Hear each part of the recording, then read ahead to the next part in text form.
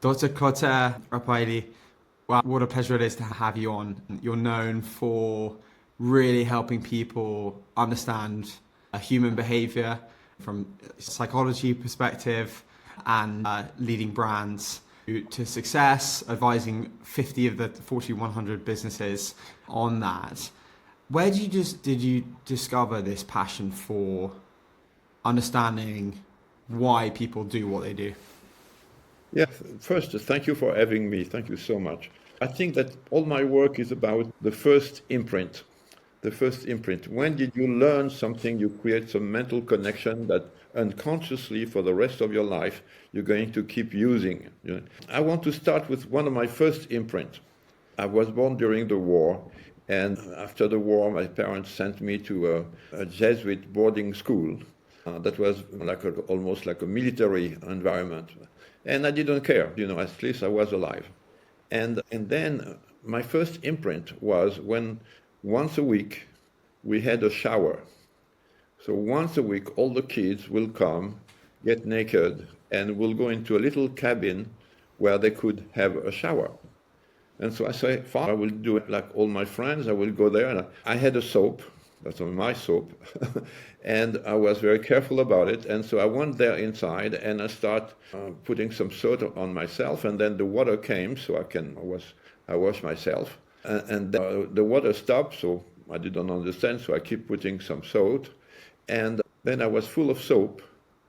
And suddenly the door opened and people told me, get out. So I was still full of soap. I didn't know that the first water was just to get ready and the second run of water was to clean yourself. Nobody told me. And I had 1 week to spend with my body full of soap. That the next week, when I had to go back to get a shower, I knew. I had learned. I will wait for the second run of water to clean myself. So, you see, I think this is something very interesting. Is that you learn faster when nobody tells you the rules. When you get the consequences of not understanding the rules, then you learn very fast. Part of my work was in anthropology, and I had to spend some time with some Indians in the Mato Grosso and the Amazon in Brazil. And I didn't speak their language. And I was staying there with them for several weeks at a time. And I survived. Why? Because I remember the shower, my first imprint of shower. You better watch what other people do and be careful of what you... It's so interesting. My first training was not in psychology. It was in survival. Learning the rules, even if they don't tell you the rules. And then, of course, I start working with autistic children. So children that don't speak. I didn't care. I didn't need them to tell me their problems. I was just watching and feeling and connecting with them at another level. And so this is the ability we have lost because we think too much. Jay, which is a great child psychologist, taught me that intelligence is what you do when you don't know what to do. So we think we know. And so we're looking for the reference system that we have imprinted that say, wow, in this case, you should do that and that. The problem that we have today is that things keep changing so fast that whatever you knew becomes irrelevant. And so the big thing that we need today is to be able to activate this creative mind, to look at the environment, to grab the environment, to swallow everything, and to deduct what is the best behavior to have at that moment today. So I always wanted to understand not what people say, because I don't believe what people say. They don't lie, they just don't know why they're doing what they do. So this is becoming unconscious. So this is natural, let's do that, you're sure.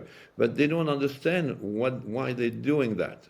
But if you discover the first imprint and you understand the code of that's why you understand better suddenly why. Because there is always a connection.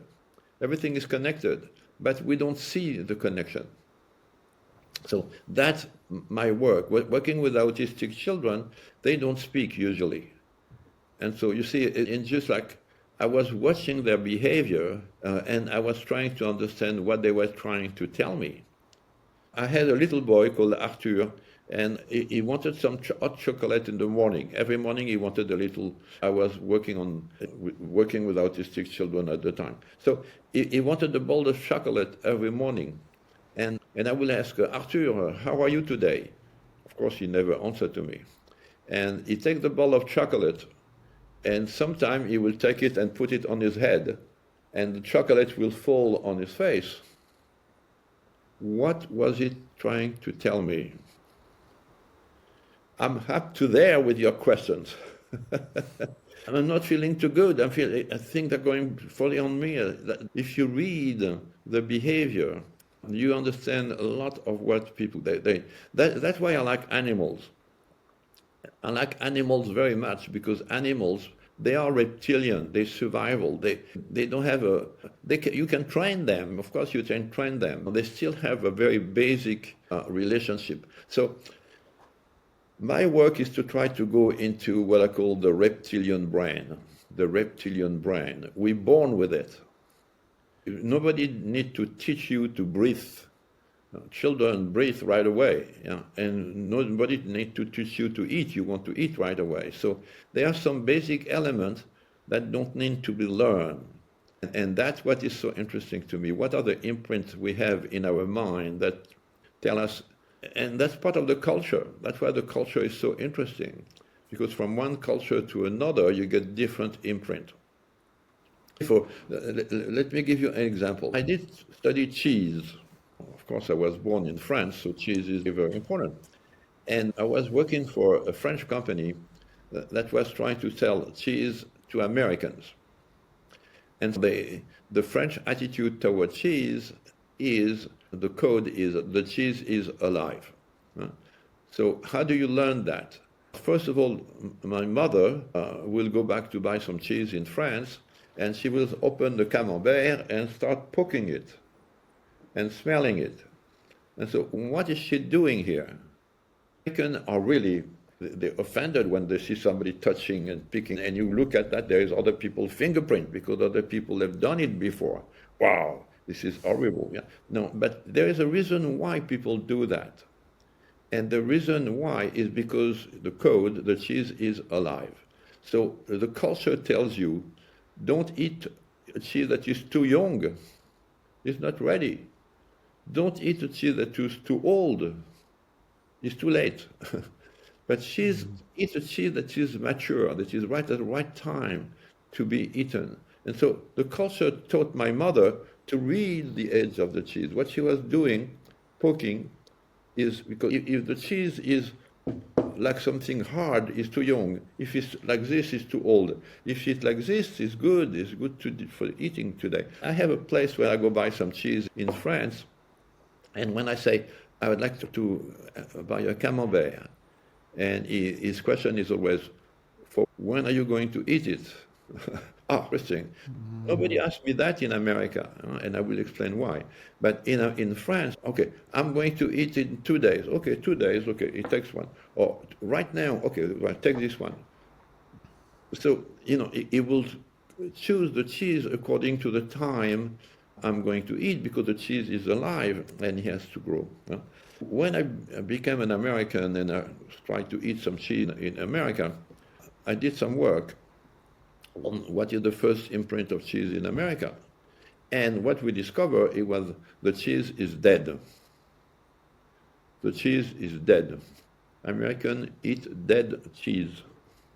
What means dead? It means pasteurized, and it's illegal to sell a cheese that is not pasteurized.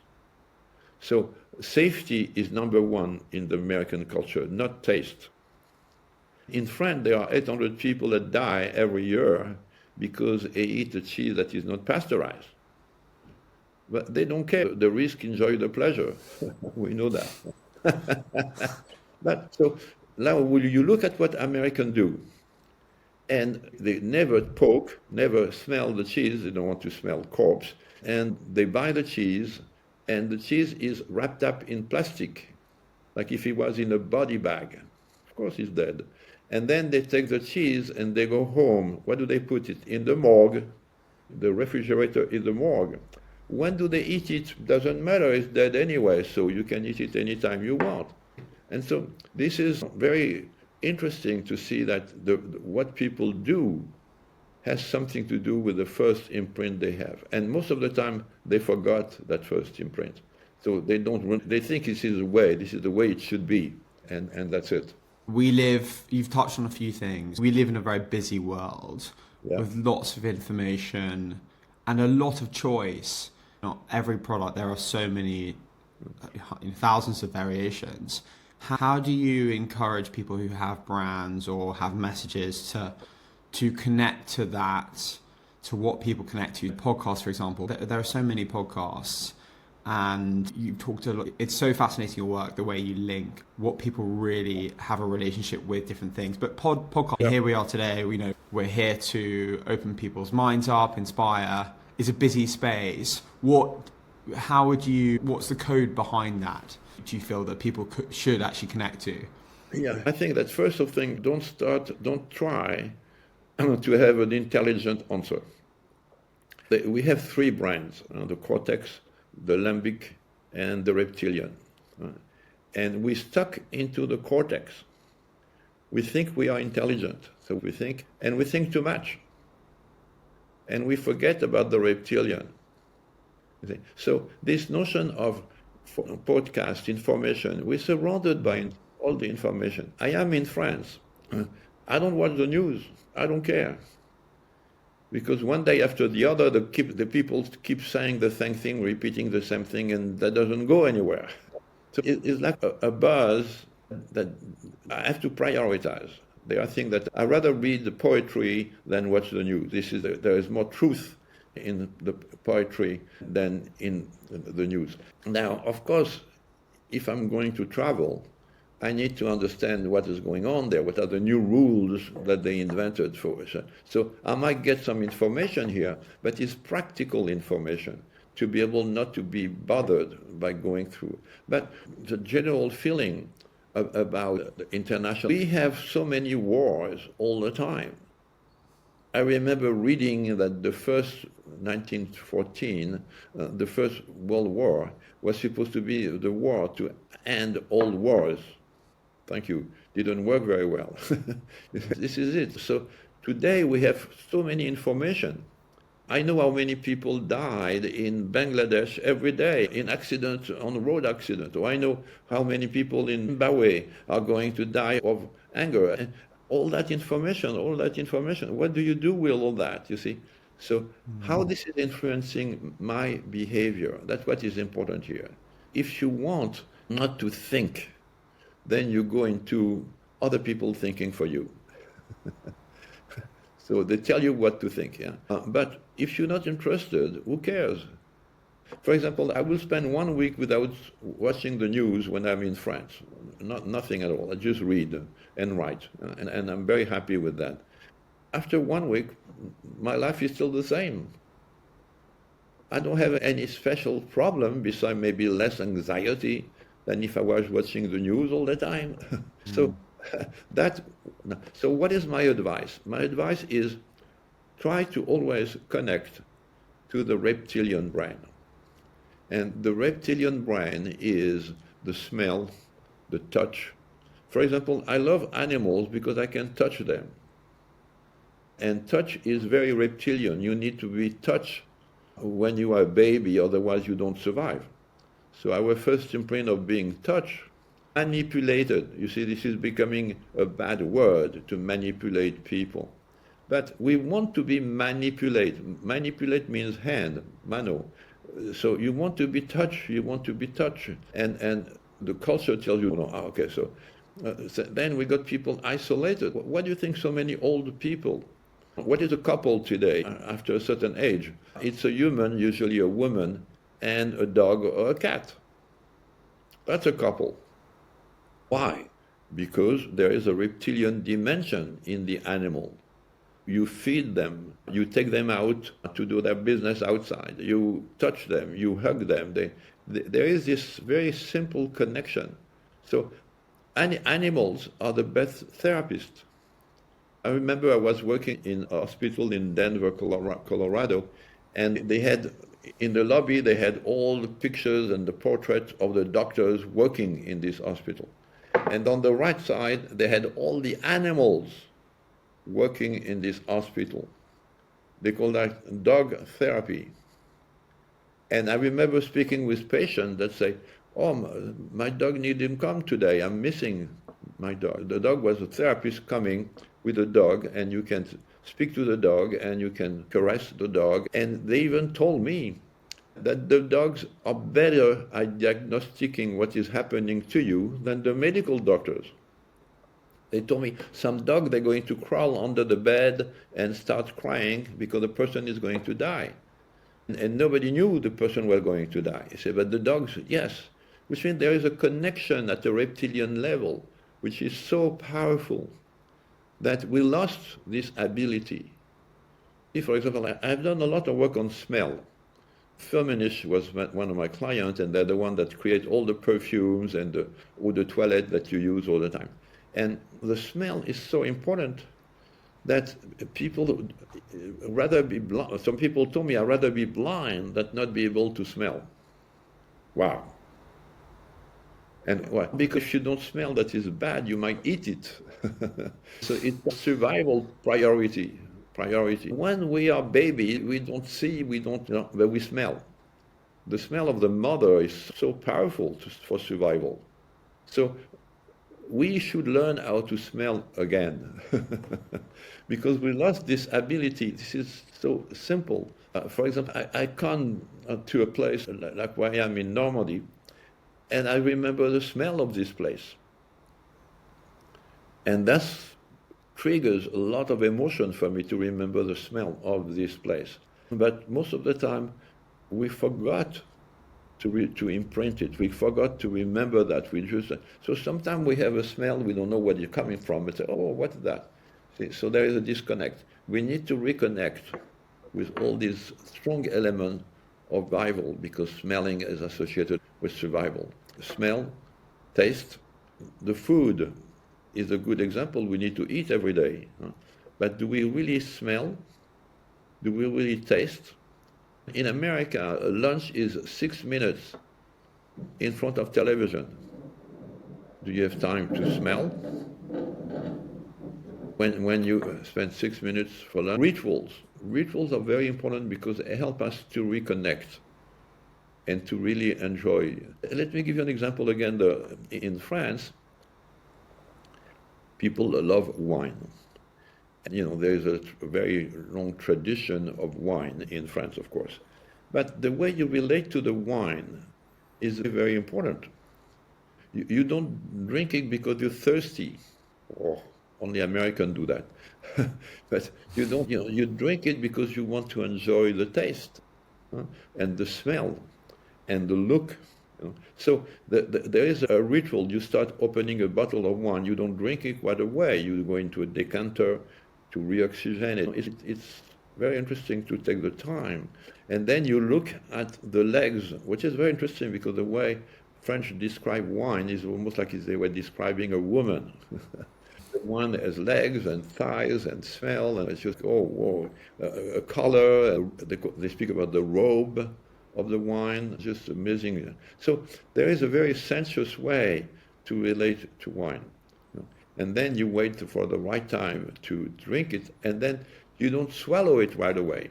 When you go to visit vineyards, they give you a bucket, and you can taste the wine, and you throw it back in the bucket. You don't drink it. You say, because if you drink too much wine, then you get drunk and crazy. But the problem that we don't understand is that this is wine, and it has a pleasure in itself. It's the pleasure of the wine, the taste of the wine, the smell of the wine, the color of the wine. It's not just the alcohol. And that's why it's interesting to see the difference between how people relate to everything like wine, coffee, food, from one culture to another. So fascinating. There's clearly a theme of connection, and I love that the way you draw back to our basic needs that are universal. And your work has you cover how cultures are different and different cultures relate to things in different ways. Knowing what you know, and you've had years of studying human behavior, what advice do you have to people who are feel disconnected? Maybe it's lonely. What do you see as the sort of the approach that people should be taking to have more fulfillment, feeling more connected, more purpose? Yeah, I think you have to address your reptilian need first. I remember reading a little cartoons. It's two women speaking to each other. And one woman say, I would like to find somebody that be loyal to me, will always kiss me, will always be there for me, will be happy to see me. And she said, okay, buy a dog. So you see, buy a dog, which means that you don't going to find a man like this. Forget it. You have to need to buy a dog. And so the way to reconnect with what I call the reptilian brain is to go into people that are reptilian or beings that are reptilian, dog or cat, they're reptilian. But then communicate with them. This is so interesting. For example, I've done a lot of psychotherapy, psychoanalysis and everything. And I have a dog that is the best psychotherapist I ever had. So when I was in psychoanalysis, the analyst was behind me in a chair, and sometime I will turn around and he was asleep. Okay, it doesn't matter because this is a projection. But when I speak to my dog, he never falls asleep. So he doesn't speak. My analyst didn't speak either. He's not supposed to speak. Okay, so you see, so there is a way to connect with different elements in life, other than to go through your cell phone or your computer or I call that the zombie culture. People are not there, they are somewhere on the phone. So my first recommendation, I will say, is that spend some time without your cell phone. Spend some time without calling anybody. Spend some time with just when you walk in the forest, not just your cell phone in your, just get rid of the cell phone and start feeling, smelling, seeing, listening to the noise. And that's the way to reconnect. We have, the cell phone is a drug, and the drug takes you away from the reality. So this is what is so interesting. For example, look at teenagers. Try to take their cell phone away. They're ready to kill for that. Recently in Paris, two teenagers attacked a woman, and they wanted to steal her cell phone, and she didn't want, so they killed her. Wow. So you see, so your life depends on things like that. That are so interesting. Why do we care so much about that? Because it's a drug. It's a way to get away from the reality, the real smell, the real touch, the real feeling, there are hotels in California, and I went there to see how it looked like. And you spend more than $1,000 a night there. Why? Because there is no internet, there is no telephone, there is no television, there is no electricity. Oh, candles. And that's why you have to pay $1,000 a night. Not for what they have, but what they have not. Yeah. And I promise you, this is a great experience. Only wow, when you spend a week like this and you go to the restaurant and you want to speak to people, you want to connect with people. So that's what is so, again, powerful, is that we get stuck into a way of life that is not reptilian and is not natural and is not, something is wrong with that. I don't want to go too much into criticizing the modern world. For example, I believe in quantum physics. And I don't know if you're familiar with quantum physics, but in quantum physics, everything is connected. everything is connected. The way you dress is connected, your glasses connected, what you have behind your head is connected. All that is connected. So we don't see the connection, but part of the ability we have to develop is to find the connection, connect the dots. I watch a lot of television in different countries just to see how the television express the culture. And when people go on television with a tie and a shirt and they're shaved, that's when you look at television today in France, it looks like on purpose they want the hair to be in all directions, they are not shaved, they dress with a t-shirt. What's the message that they're saying through that? Of course, this is a rebellion against the parent that say you should be clean and you should be dressed up and you should be... But I remember one of the young guy working for me for a while, I say, hey, you should not dress like that. Just why don't you put a jacket and a tie? And he did it, and he said, it's amazing because once I'm dressed like that, people react differently to me. I say, yes, of course.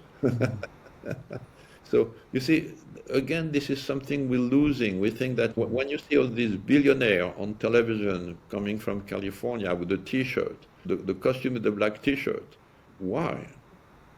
Because this is a statement that they make, and the statement we reacted that I don't want to be like the people that are supposed to be like. I want to be different.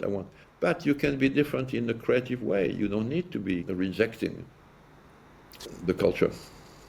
That's so fascinating how you talk about connection, and it's so complicated. And people talk a lot about the gut and how important the gut is in terms of making decisions. And I bet that's very relevant for certainly what you've been doing. The way you were talking about smell, I went on a walk once with a woman photographer who was close friends with the Dalai Lama, and she taught me this meditation exercise where you spend 2 minutes just focusing on smell, and you try and absorb everything about the smell. And then the next 2 minutes is about touch, and then the next minute about sound, and just completely focused on only that. And it's clearly it is the primal need is connection. How do you advise people to, for example, who we spend time with? Do you have views or learnings around, on one hand you've got friendships, and then on the other hand you have relationships?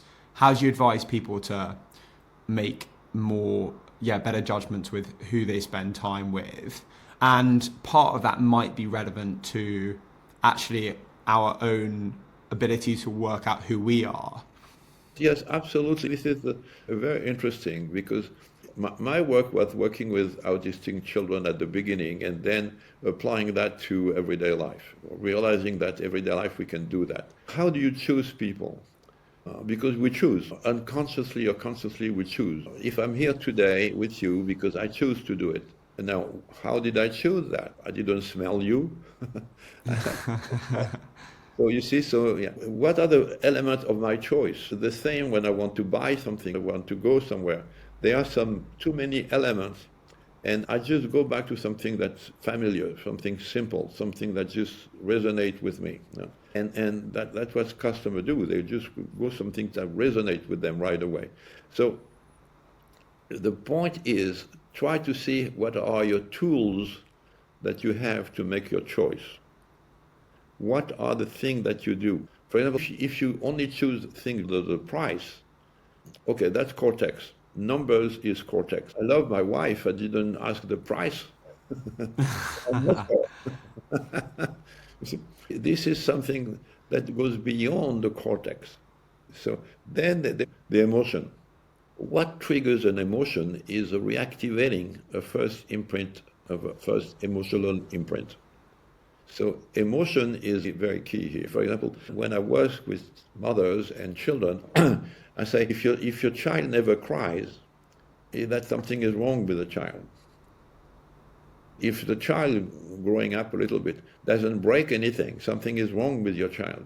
He has to break to find out if things are breakable. I know it's not pleasant for you because you have to clean. You understand that you have to go through that. So what are the things that you have to go through to make a choice?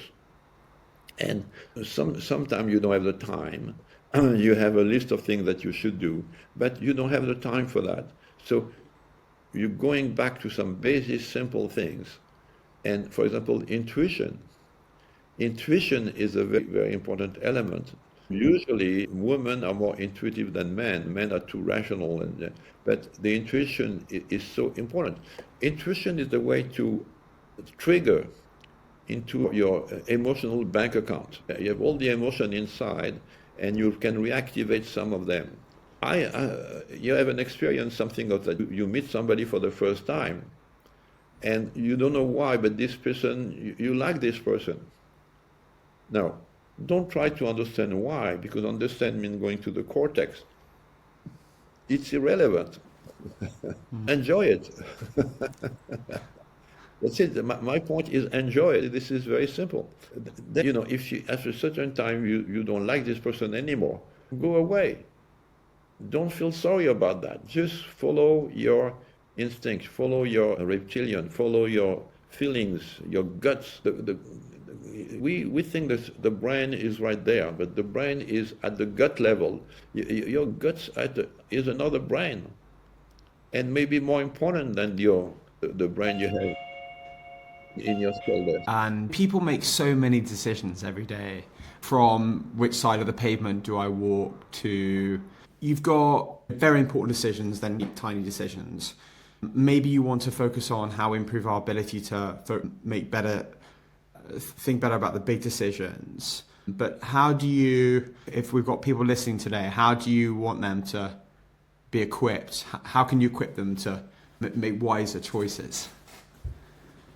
This is very complex. It's not a very simple question what you're asking me here.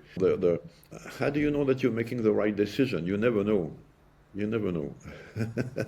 You see, what I learned studying quantum physics is called the uncertainty principle, the Heisenberg uncertainty principle.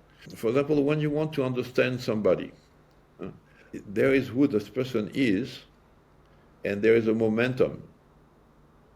What this people, for example, what is your momentum? Where are you going to go tomorrow? What are you going to go when you age? What is it? So we pay attention to what the person is today, which is usually the dead part. This is finished. This is the past. And we don't pay attention to the becoming. What is this person becoming? Heisenberg uncertainty principle is that you cannot know both where this person is and at the same time the momentum. So if you want to understand the momentum, you have to destroy or ignore where the person is. And if you want to understand where the person is, you have to forget about the momentum. So this is the uncertainty principle. We're very weak and primitive in the way we read the world. This is where the big mistake was to think that science helps us to understand the world. No, science's cortex doesn't understand. My dog understands better the world maybe than I do. And so the point is that you have to reactivate your, how can I say, animal dimension, I would say. Trust yourself, but don't trust your thinking. Is trusting the news on television or whatever. This is ridiculous. You don't. But trust your feeling, your guts, and your emotion. That's what is important. Reconnect with your guts and your emotion. And I think this is so important.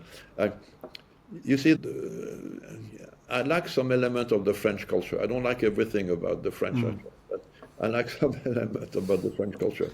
And they try to sell products through one very simple word, pleasure. Oh, pleasure. American is no protein, no calorie, who cares if it's no pleasure? So if your priority in life is how much pleasure you had today. Oh, interesting. So you're not eating for food, you're eating for pleasure. You're not drinking for alcohol, you're drinking for pleasure. You're not meeting people for interest or whatever, you're meeting for pleasure. The pleasure to be together, the pleasure to have a nice discussion, to have pleasure to have whatever it is. It's always very sensuous. in a sense that even if you speak about poetry or literature, there is a sensuality there that is to be reconnected. It's not just intellectual. The danger is always, we say, we want to be intelligent. Oh, I don't know if I want to be intelligent. We want to know everything. Oh, there are things I don't want to know. That's very simple. This is very, I remember going to the university and I spent some time in medical school and we had autopsy, and I think, I don't really want to do that. I don't want to go inside the guts of a woman. No, there are things I don't want to know. And I think this is so interesting. Make a list of the things you don't want to know and avoid them. If you don't want to know them, why do you want to know them? Oh, you have to know. No, you don't have to know. It's a choice. And feed your mind things that you like. And forget about putting the bad thing in your mind that you don't want. For example, there are things that I don't want to see in a movie. I don't want to see that in a movie. I don't want to see people torturing animals or children. I don't want to see that. No, I don't. Sorry. I don't even know that it exists. You see, it's just keep that away from your mind. And you feed your mind like you feed your body. So we are very careful about what you put in our body, but we're not very careful about what we put in our mind. And that is a big mistake. So one thing that's been quite interesting learning about your work is your coverage on culture and how people are different. And certainly what I experience is that people are not as welcoming, I think, in some ways as they should be with regards to how people behave and how cultures are different. Yeah. And people get very nervous of making generalizations, which there's good reasons to be about. But for example, the Brits being over polite, perhaps not being truthful, and the Dutch being very direct. I'd love your view, having studied culture so much in human behavior, if you could portray what you want and taking the best from different cultures around the world. So maybe it's drinking someone, like a French person, and working like a German, or treating people in a way that someone from Japan would treat them, that kind of thing. Yeah, we call that best practice. Best practice. What are the best in a given culture that you might want to preserve, keep, or maybe add to your box of tools if you want? You don't really invite friends to come to a German restaurant. Why wrong? What's wrong with you take them to a French restaurant or sometimes a Chinese restaurant? So you see, there are some elements that are associated with the culture. Unconsciously, we think about the culture this way. For example, I believe that the notion of quality is so Japanese. That's why usually when you get a Japanese car, it starts in the morning. I remember a long time ago, the number one problem we had with cars, especially American, where they would not start in the morning or something like that. So now quality is now. But I remember for a while, the notion of quality control was Japanese control. Japanese very powerful on the dimension there. The German is engineering. So you want to have a BMW or you want to, and now Rolls-Royce is a Japanese, Rolls-Royce is German. It's a German engine, like the Bentley. So the British were very good in creating this kind of prestige. They lost their engineering, and now the German took over that dimension. See, it's so interesting that there are some solutions available in the world if you look at different cultures. I remember some people telling me, we cannot work together because we don't speak the same language, or we have to. No. I said, look at the Swiss. Switzerland is a fantastic example of how people with different languages can speak. There are 4 official languages in Switzerland. 4. The French, the German, the Italian, and the Romanche. Not too many people, but Romanche. So legally, a document is supposed to be in 4 languages. Wow. And Switzerland is very nice. It's a very nice country. I really enjoy it. People are nice, but they are different. The French, for example, the German are afraid of the German Swiss. They say they're more German than we are. So it's like some people take a quality from a culture and exaggerate it in some way, and can then that the German Swiss are more German than the Germans. So in the same time, they are quality, they are superiority and inferiority in some way. So for example, I did a lot of work in Switzerland and I love Switzerland. But when I want to have fun, I go to Italy. There is a little statement that I read recently. I don't need psychotherapy. I just need to go to Italy. That's amazing, amazing. The French hate to remember that Italy was number one in cooking and in pleasure, and a lot before the French. And François Ier, a French king, say we have to imitate the Italians. They're a lot better than we are. And he was the one that asked Leonardo da Vinci to come to France and teach, and that's why Leonardo da Vinci died in France. And the Italian culture was best at a certain time and then lost it and maybe come back. But still, personally, if I am in Germany, I'm not going to Germany for pleasure, but I might go to Italy for pleasure. So each culture has a dimension that you might want to acknowledge. I'd be careful about the fact that some culture catch up with the others. For example, there is a new whiskey that I really like very much. It's Japanese. What? Yeah, it's a Japanese whiskey, and these guys are so good.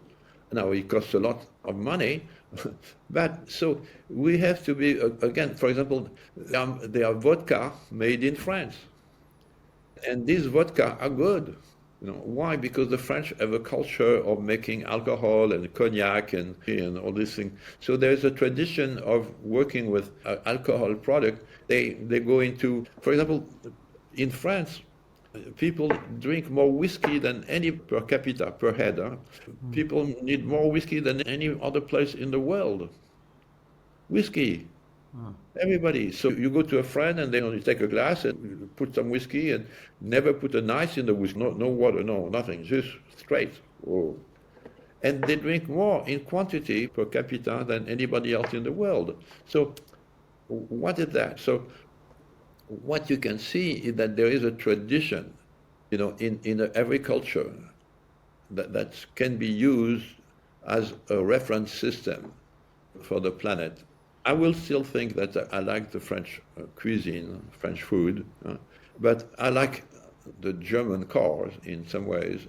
I learned the Italian elegance and design. So there are several cultures like that. Combining all this is the way you make your own relationship with cultures. For example, I like sushi, but I don't want to become Japanese. So there are some things you want. I did a lot of work in Japan. My first work, paying job, was in Japan at the time for Nestlé. And it's fascinating culture, very intense, okay. But in the same time, I don't want to be Japanese. This is clear. I don't want to become. So again, there is this ambiguity sometimes. If you drive a German car, it doesn't mean you become German. If you eat sushi, it doesn't mean you become Japanese. But you need to keep your own identity, and at the same time be able to get the best from all these different cultures. Yeah, from each. Yeah, that's interesting. And you've mentioned technology is not always your friend, as it were, and you like to be without it.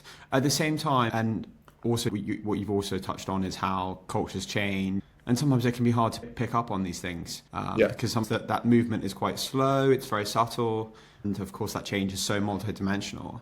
Now with AI bringing in information to such an accessible way and then adjusting in terms of how people want to absorb information, there is something to be said about incredible improvements in connection, but then equally it can make you very isolated. But for example, AI can improve our ability to work out which services are available to us that we need. Do you have any surprising views or core beliefs around what it will bring us in the future? Yeah, I think I have a very strong position regarding artificial intelligence. is very artificial, definitely. And so I think that what is interesting, what happened recently, is that artificial intelligence and traditional computers try to solve a problem. And it would have taken years because they solved this problem. Then some company like Google and others had a quantum computer that doesn't actually think the way artificial intelligence think.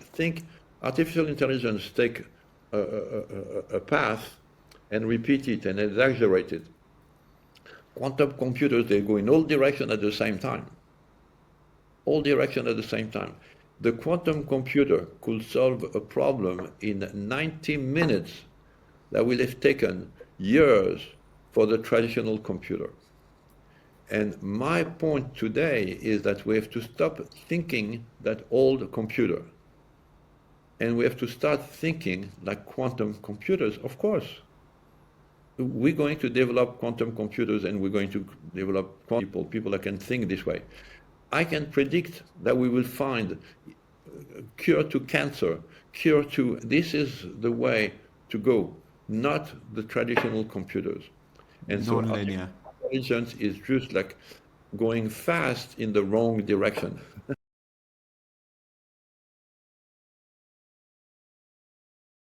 Sorry. Yeah.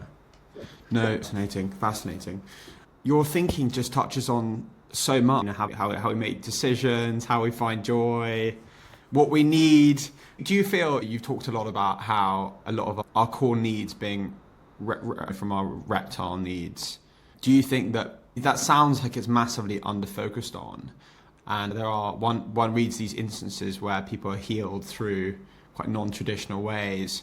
Do you feel like not enough money is being spent on us understanding how we meet those needs?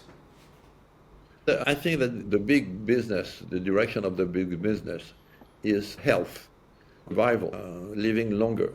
When we're going to have people that are going to be 120 as an average, I'm planning to be 120. That's my mindset. And so this is it. That is going to create a situation that is completely different to what we thought about yesterday.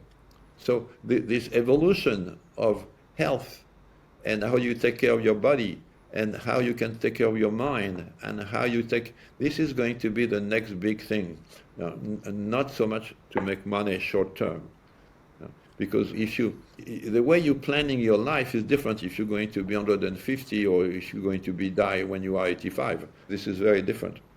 So I think we have to start thinking quantum and thinking age and the notion of time and the length of life. What means life? You have a different mindset if you think about. I know that some people think that aging is a disease, and so we can cure it. So then we don't age anymore. I've done work on that, by the way. I've been paid by a company that was to say, get me the code for immortality, and they pay me to study that. That is very difficult to think about because do you want to be 200 years old? If you are 200 years old and nobody else is 200 years old, so all the people you know are dead. Or do you want everybody to be 200 years old? And then there is some limits. Our mind we can think about being 120, 130, okay. 150 already, 200 years old, we don't want to be 200 years old. This is a mindset. There is no reality behind that. It's just the way we think about it, yeah. But so we don't want to age too much. And then there are the classic things that say, okay, I'm okay to age as long as I can keep my mobility, I keep my mindset, my mind is still working and my body is still working. Okay, but there are limits in our imagination. The limit that we have is a limit of imagination. If we can imagine something, we have the resources that we can create it. We can create everything. I believe that. I remember when I saw the first man landing on the moon in 1969. That was a little step for man, a big step for mankind. Yes, yeah, but that was in 69. God, what happened since then? And so we can dream, what is the next moon to explore? What is the next step, big step for mankind? What is the next? I think this is so exciting, but looking at the way we think in the past doesn't going to help us. I believe that you cannot solve a problem today with the same mindset that created this problem. That's very important. You cannot solve a problem with the same mindset that we created it. You need to change your mind. And that's what quantum physics does. That's what I do. I say, people, start thinking the way you think. Start exploring, discovering, go into another direction. What is the next moon? We went to the moon, okay, already done. What is next? You say. I work for NASA, for example, and they say, how come the government doesn't give us any money? We need more money. I say, what are you offering? A shuttle to go to the moon? A shuttle back and forth all the time? It's like going back from New York to Boston and back. This is not exciting. Of course they don't want to give you money for something that is not exciting. A shuttle? Wow. Try to do something that is impossible. Oh, why? Because you're American. Only what is impossible is interesting. So at the time, that was like 15 years ago, I told them, go to Mars. What? Yeah, go to Mars. It's impossible. Great. That's what you should do. Look for the impossible. Get money for the impossible. And that's what is so fascinating here. I think we're not interested in what is impossible anymore. And too bad, because that's what the future is. So fascinating. And you made me think of some advice, which sometimes one comes across, which is think like a child. We're so conditioned to accept things for being true, which aren't necessarily true. Absolutely. And it's funny, the smartest people I come across, at least my perception of the smartest people, are those that they question things the whole time. They're asking really basic questions. If progress is understanding more about the world, we need to be embracing a culture where people can ask really basic questions. Yeah. One of my books that I never published because there's too many secrets there that I didn't want to share to people yet. It's called Wisdom of Madness. Wisdom of Madness. You have to be crazy at a certain time and proud of your madness. Okay, we're going to fly. We're going to go to the moon. This is crazy. Then one day it's not crazy anymore. It's done. But madness is very important, because if you're afraid to go into madness, then you're afraid to see the future. You're afraid to see what is going to happen. I believe a lot of people that are crazy until we acknowledge that they are geniuses. Someone very intelligent once said, if you want to be really successful, you throw fear out the window. Do you have a view on that? Do you agree with that? And how should one be approaching avoiding getting absorbed by fear? Because if one is absorbed by fear, it seems to be the opposite to creating and following a sense of productivity.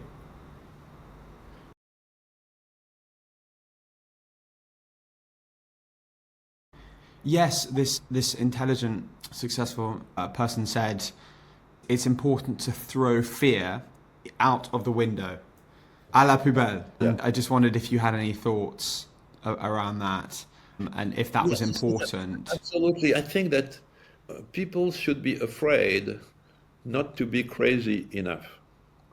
This is what is killing people is the routine, the repetition, the patterns, the limit in their mindset, the fact that they don't want to see beyond the little frontier. This is what is really killing people. For me, the wisdom of madness is very important, because a lot of people have the crazy idea, but they have been repressed. Sometimes by the culture. There are some culture, the American culture, for example. When I was teaching in the French university, I had already crazy ideas. I say, I want to teach that and that. I say, no, you cannot do that. This is not acceptable. You're crazy. Stop saying things like that. So I say, okay, go to hell. And I moved to America. And I went to Michigan. to Grand Valley State colleges where I was teaching there. And I was so surprised. I say, oh, I would like to do that. Yes, do it. Oh my God, I want to teach a class on that. Yes, do it. Oh, wow. See, so suddenly, every time I had a crazy idea, at the time we're doing meditation, but that was before meditation became such fashionable. And so I say, I want my students to go to a walk in the park and turn in circle, trying to empty their mind for an hour. And they say, sure, let's do it. Let me try to explain that to people at the Sorbonne in Paris, that we have to go into meditation and we're going to turn in circle for an hour without doing it. And they say, you crazy? What is this? So that's what is so interesting. The culture, the American culture, is just do it. Nike, fantastic slogan. Yeah. Just do it. Yeah. We usually say that American, they don't know what they're going to do, but they do it. That's so fantastic. And there's so much commentary around Americans' attitude to failure, just having a go. It's very different to the UK. And just you talk about meditation, we've had on the podcast the founders of the London Meditation Centre, which teach transcendental meditation, Vedic meditation, which ever since I started doing that a year ago, it's been quite incredible. And so much of what you've talked today is about just connection and being present. Honestly, it's been so fantastic to have you on. A real privilege. Okay, I really enjoy it. We should do it again.